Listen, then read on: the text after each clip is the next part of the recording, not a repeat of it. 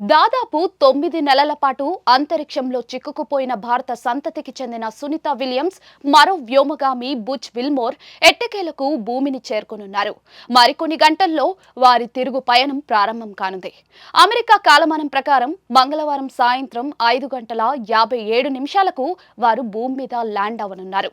ఈ మేరకు నాసా తాజా అప్డేట్ను ప్రకటించింది. సునీత విల్మోర్ ను తీసుకొచ్చేందుకు స్పేస్ ఎక్స్ వ్యోమనౌక క్రూ డ్రాగన్ ఆదివారం విజయవంతంగా భూకక్షలోని అంతర్జాతీయ అంతరిక్ష కేంద్రంతో అనుసంధానమైంది.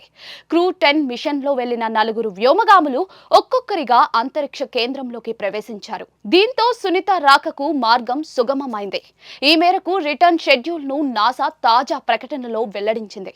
2024 జూన్ 5న ప్రయోగించిన బోయింగ్ వ్యోమనౌక స్టార్ లైనర్ లో వారు ISS కు చేరుకున్నారు. ప్రణాళిక ప్రకారం ISS లో ఉన్న వ్యోమగాములు సునీత విలియమ్స్, బుచ్ విల్మోర్లు వారం రోజులకే భూమిని చేరుకోవాల్సి ఉంది. అయితే స్టార్ లైనర్ లో సాంకేతిక సమస్యలు తలెత్తడం వల్ల వ్యోమగాములు లేకుండానే అది భూమిని చేరుకుంది. సునీత విలియమ్స్, విల్మోర్ అప్పటి నుంచి కూడా ISS లోనే ఉంటూ ఉన్నారు. వారిని తిరిగి తీసుకురావడానికి నాసా స్పేస్ ఎక్స్ తో కలిసి పనిచేసింది. ప్రస్తుతం సునీత విల్మోర్ తో పాటు మరో 2 వ్యోమగాములు కూడా భూమి మీదకు రానున్నారు.